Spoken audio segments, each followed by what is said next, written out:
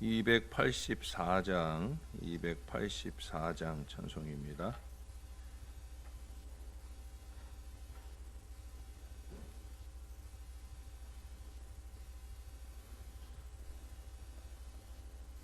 오랫동안 모든 죄 가운데 빠져 더럽기가 한량 없던 우리들, 아무 공로 없이 구원함을 얻어 하나님의 자녀 지금 되었네.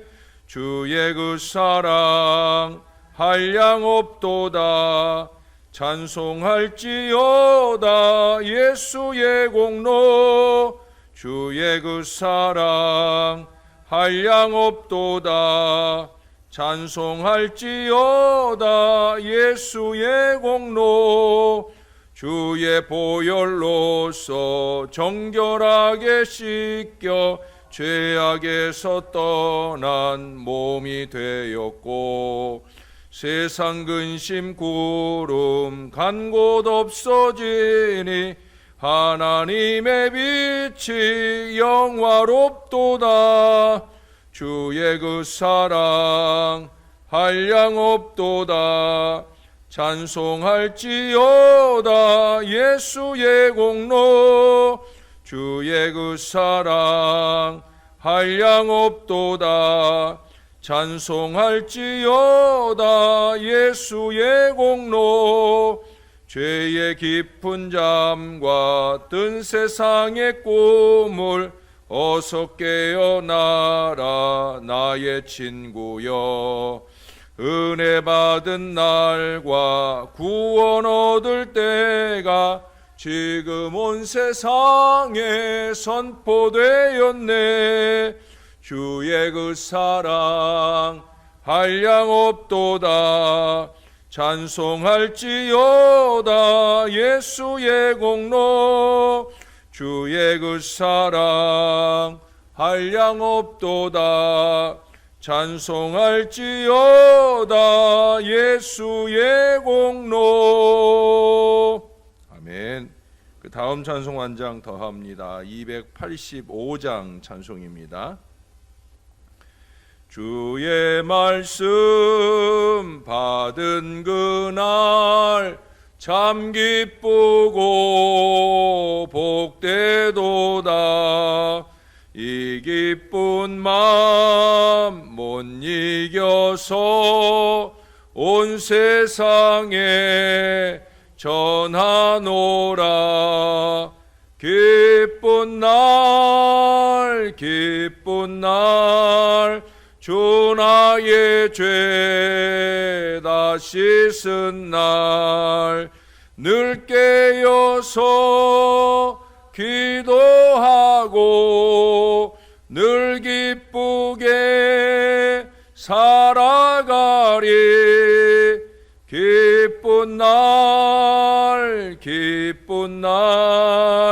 주 나의 죄 다 씻은 날, 이 좋은 날 내 천한 몸 새 사람이 되었으니, 이 몸과 마음 다 바쳐서 영광의 주를 섬기리.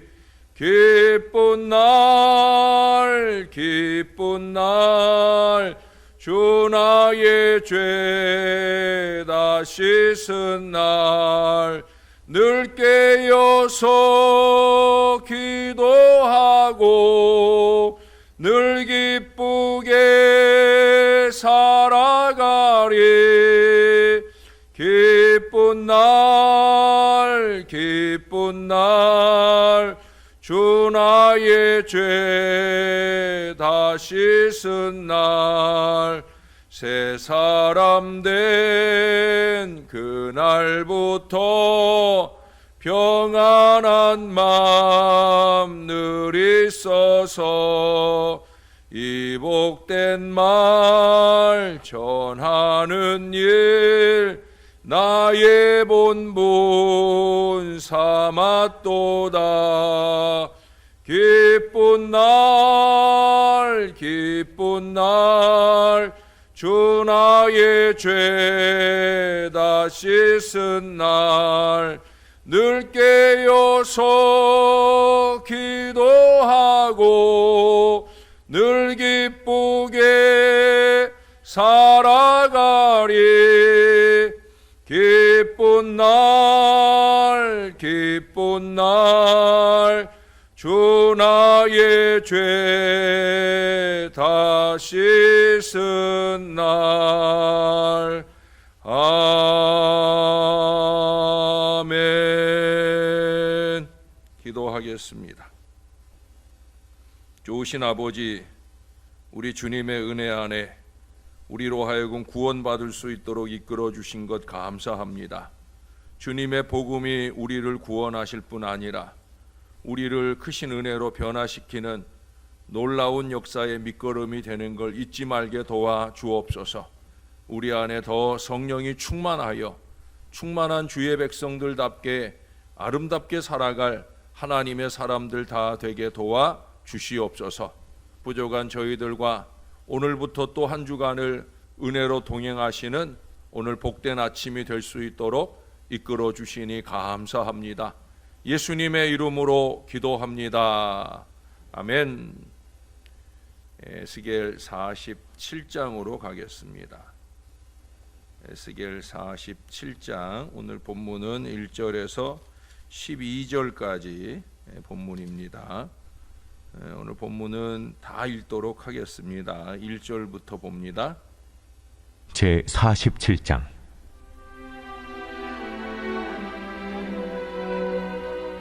그가 나를 데리고 성전문에 이르시니 성전의 앞면이 동쪽을 향하였는데 그 문지방 밑에 선물이 나와 동쪽으로 흐르다가 성전 오른쪽 제단 남쪽으로 흘러내리더라. 그가 또 나를 데리고 북문으로 나가서 바깥길로 꺾여 동쪽을 향한 바깥문에 이르시기로 본즉 물이 그 오른쪽에서 스며 나오더라. 그 사람이 손에 줄을 잡고 동쪽으로 나아가며 천척을 측량한 후에 내게 그 물을 건너게 하시니 물이 발목에 오르더니 다시 천척을 측량하고 내게 물을 건너게 하시니 물이 무릎에 오르고 다시 천척을 측량하고 내게 물을 건너게 하시니 물이 허리에 오르고 다시 천척을 측량하시니 물이 내가 건너지 못할 강이 된지라. 그 물이 가득하여 헤엄칠 만한 물이요 사람이 능히 건너지 못할 강이더라. 그가 내게 이르시되 인자야, 내가 이것을 보았느냐 하시고 나를 인도하여 강가로 돌아가게 하시기로 내가 돌아가니 강 좌우편에 나무가 심히 많더라. 그가 내게 이르시되 이 물이 동쪽으로 향하여 흘러 아라바로 내려가서 바다에 이르리니 이 흘러내리는 물로 그 바다의 물이 되살아나리라. 이 강물이 이르는 곳마다 번성하는 모든 생물이 살고 또 고기가 심히 많으리니 이 물이 흘러 들어감으로 바닷물이 되살아나겠고 이 강이 이르는 각처의 모든 것이 살 것이며 또 이 강가에 어부가 설 것이니 엔게디에서부터 에네글라임까지 그물 치는 곳이 될 것이라. 그 고기가 각기 종류를 따라 큰 바다의 고기같이 심히 많으려니와 그 진펄과 개펄은 되살아나지 못하고 소금 땅이 될 것이며 강 좌우가에는 각종 먹을 과실나무가 자라서 그 잎이 시들지 아니하며 열매가 끊이지 아니하고 달마다 새 열매를 맺으리니 그 물이 생소를 토하여 나옵니다. 그 열매는 먹을 만하고 그 잎사귀는 약재료가 되리라. 아멘. 오늘 본문의 사건은 우리가 앞서 보았던 에스겔 37장의 그 마룻뼈 환상과 더불어 에스겔서의 가장 특징적인 부분 중에 하나입니다. 상황이 급변해서 성전에서 발원한 물이 이제 성전 주위를 채우면서 흘러가는 장면이 쭉 묘사되어 있습니다. 이 강물은 주위의 모든 것들에게 생기를 넣어주는 생명수, 샘물이 되는 것을 보게 되어집니다. 다시 말해서 소송하게 하는 강이라는 거죠. 에스겔이 여기에서 교훈하자 하는 것은 바로 하나님의 구속 사역, 구원 사역입니다. 그러므로 소송케 하는 이 강은 하나님 또는 성령님이라 할 수 있고, 이 강에 변화시키는 능력은 우리 하나님의 구원의 능력을 의미한다고 할 수가 있겠습니다. 오늘 본문의 흐름을 보면 이 하나님의 구원 사역이 단계적 변화의 역사를 이루는 것을 살펴볼 수가 있습니다. 그래도 먼저 우리가 생각하고 꼽을 수 있는 일은 뭐냐면, 구원은 우리 하나님께로부터 온다는 거예요. 본문 1절에 보시면 생명수가 성전의 문지방 밑에서 흘러나오고 있음을 발견하게 될 겁니다. 그리고 12절에서도 보면 그 물이 성소를 통하여 나옴이라 하는 말씀을 합니다. 이와 유사한 장면이 스가랴 14장 8절이나 요엘서 3장 18절에도 기록이 되어 있어요.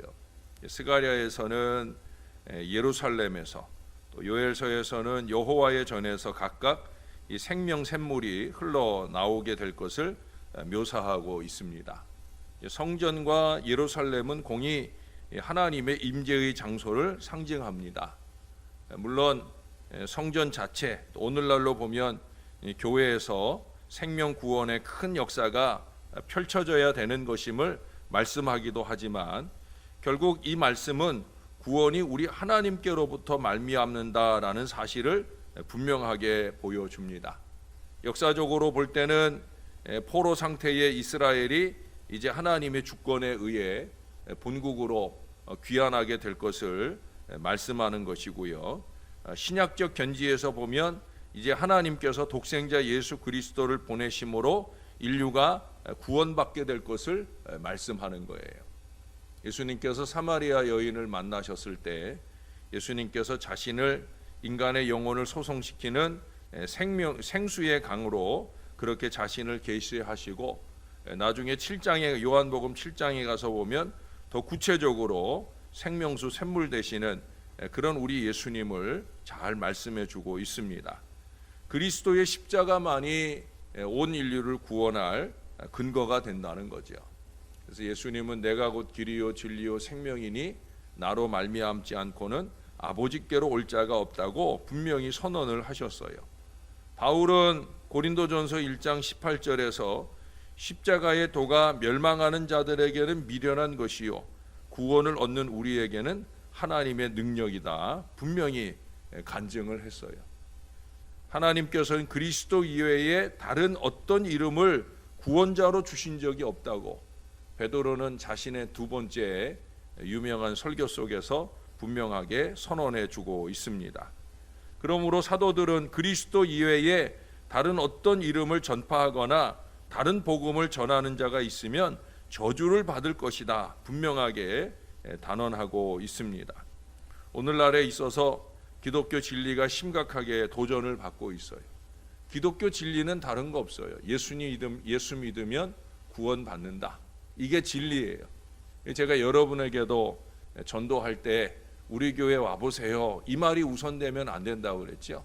예수 믿으세요. 예수 믿으십니까? 예수 믿고 거듭났습니까? 이게 구원의 진리가 되어야 되는 거예요. 잊지 말아야 됩니다. 오늘날 선행이나 금욕이나 명상이나 수련 등을 통해 인간의 구원의 문에 이룰 수 있다는 이런 생각들이 많이 오르내리고 있는데, 이것이 우리 기독교 진리까지 침해하고 있는 안타까운 현상들이 많이 있어요. 우리 기독교 신앙 안에서조차 서울에서 부산 가는 길이 여러 가지이듯이 구원이 어디 예수님 뿐이겠느냐라는 어리석은 생각들을 말하는 사람들이 있어요. 아닙니다, 여러분. 오직 천국 가는 길은 예수밖에 없다. 오직 하나님만이 예수님을 통해 인간을 구원하실 이 길이 된다는 사실, 이 구원의 진리는 우리 주님의 교회, 우리 신월 제일교회를 통해서도 언제나 힘있게 증거되어야 되는 것임을 잊지 말아야 합니다. 이 복음은 여기 3절부터 5절까지의 말씀들을 보면은 이 생수의 깊이가 점점 깊어져 가는 장면이 나오고 있습니다. 이는 복음으로 말미암아 구원을 입은 성도의 수가 점점 증가될 것을 의미하기도 하고요. 그보다 더 중요하게 제 마음에 감동하신 바는 뭐냐? 그것은 바로 성도의 삶을 변화시키는 능력이 된다는 거예요. 그 3절부터 5절까지의 내용들을 보시면 늘 우리가 말하고 있는 성령 충만의 모양을 보여준다고 볼 수가 있습니다. 다시 말해서 점점 성령에 잠기게 되어지는 거죠. 성령의 은혜에 잠기게 된 주님의 백성으로서의 삶으로 우리를 변화시켜 주신다는 거예요. 시편 1편에 말씀하는 것처럼 시냇가에 심긴 나무가 시절을 쫓아 열매를 많이 맺는 것처럼 우리는 그렇게 성령의 충만함으로 열매 맺는 거룩한 변화 인생을 살아야 된다는 거예요. 어제 말씀에서도 강조하는 바가 그거잖아요. 이제는 우리가 예수 믿은 지 얼마나 오래되었느냐 하는 신앙의 연륜을 자랑할 것이 아니라 예수 믿고 얼마나 변화된 건강한 신앙 인생을 살고 있느냐, 무엇보다 우리의 말과 행동의 근거가 되는 우리의 이 생각이라고 하는 것, 사고방식이라고 하는 것이 얼마나 하나님의 생각으로 채워져 있느냐, 기독론적인 신앙 사고로 변화되어져 있느냐 하는 거예요. 예수 믿은 지 오래되었는데도 여전히 세상적 사고와 세상적 마음으로 사는 것이 아니라 하나님의 말씀이 말하시는 바, 반드시 이 땅에 보내져서 절대 열매를 맺지 않고는 하나님께로 돌아감이 없는 그 하나님의 말씀이 저와 여러분의 심령 속에서 놀라운 변화의 역사로 열매를 맺어가는 은혜가 나타나야 된다는 거예요. 제가 특별히 우리 새벽 성도들에게 자주 강조하는 바, 우리는 남들보다 더 말씀을 많이 받잖아요. 그렇죠? 남들이 받지 않는 6번의 말씀을 날마다 받아요. 그런다고 하면 우리는 더더욱더 변화된 인생으로, 유익된 존재로, 열매 맺는 존재로 변화되어져 살아야 된다는 거예요. 죽을 수밖에 없었던 죄인에게 왕같은 제사장으로, 종에서 자유함을 입은 자로, 주님의 친구로까지, 형제로까지 칭함을 받는 우리들이니까, 그런 점으로 우리가 주님의 변화된 심령으로서의 아름다운 모습을 보여줄 수 있어야 된다는 거예요. 세 번째로 꼽을 수 있는 것은 하나님의 구원은 우리 인간에게만 제한된 것이 아니라는 거예요. 이미 6절 이하로부터 쭉 보시면 거기 그런 변화의 역사들을 쭉 말씀하지요. 이 생명수가 다다르는 곳마다 생명을 불어넣어 주는 걸 봅니다. 9절에 보시면 죽음의 바다라고 할 수 있는 사해까지도 소성하게 되는 것을 말하고요. 특별히 어족이 회개하여 풍성해질 것을 잘 말씀해 주고 있습니다.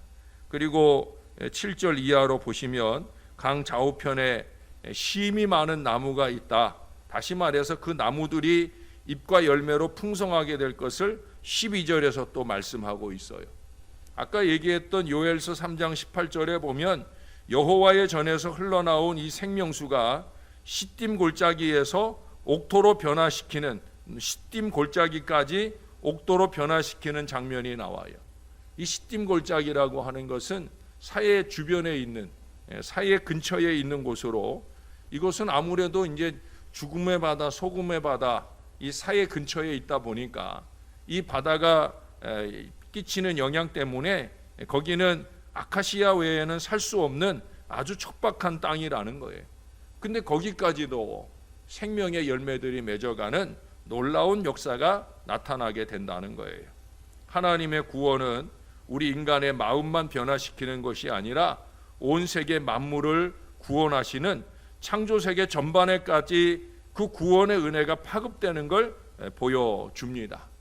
이는 아담과 하와로 통해 그들이 타락함으로 인해 창조 질서가 파괴가 되어지고, 오늘날에도 또한 우리 어리석은 인간들을 통해 상당히 많은 피조의 세계가 많이 파괴가 되는 안타까운 장면들을 많이 봅니다.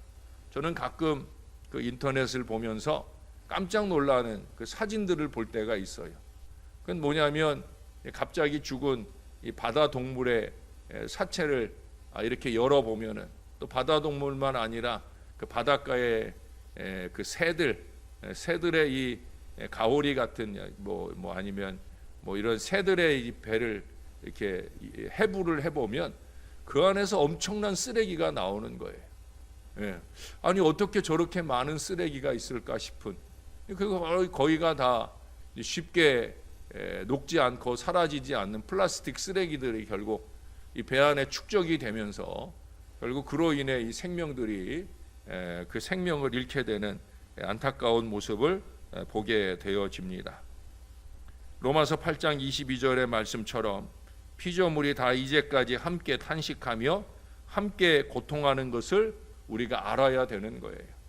그리고 우리는 더더욱더 주님이 마지막 때 이사야 11장에서 말씀하고 있는 바 새하늘과 새 땅에서의 완전한 창조 질서의 회복이 예수님을 통해 나타날 것을 말씀하셨고, 요한계시록 22장에서 보는 것처럼 아직도 피조세계의 완전한 회복은 종말의 일로 남겨져 있기는 하지만, 그럼에도 불구하고 우리는 잃어버린 낙원이 회복되고 인간과 자연과의 불화가 종결될 날을 소망하면서 이 회복될 피조세계를 조금씩이라도 지켜내기 위한 작은 노력이 저와 여러분 안에 있어야 된다는 거예요. 왜? 주님의 구원은 사람을 향해서만 아니라 피조세계를 향한 모든 구원의 약속을 가지고 있기 때문에 그렇습니다. 사랑하는 여러분, 하나님께서는 하나님과 우리 피조세계 사이에 적대감을 해소하고 화해를 이루시기를 원하고 계셔요.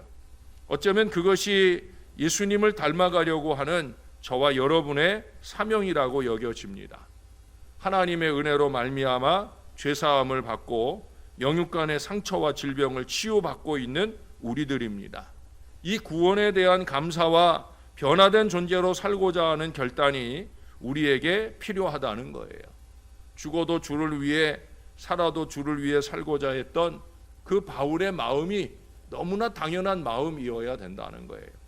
저와 여러분 속에서도 그런 마음이 늘 살아 있어서 무엇보다도 우리를 살려주신 주의 은혜를 기억하고 우리도 살리는 주의 손길로 그렇게 쓰임받기를 소원하는 간절한 마음으로 이 하루 동안 우리가 만나는 이들에게와 우리가 만나는 모든 피조세계를 향한 그 따뜻한 마음들이 아름답게 넘쳐나는 복된 하루로 잘 지내시기를 우리의 구주가 되시는 예수님의 이름으로 간절히 축원합니다. 기도하겠습니다. 좋으신 아버지, 코로나19와 같은 이 엄청난 병원균이 생기는 것도 우리 인간의 어리석음 때문입니다. 살리는 사명으로 살지를 못하고 오히려 어떻게 하면 더 죽일까를 골몰하다가 이 어리석은 세균들도 만들어내고 이것들을 전파함으로 온 세계가 큰 고통을 앓게 되는 이 안타까움을 보게 됩니다.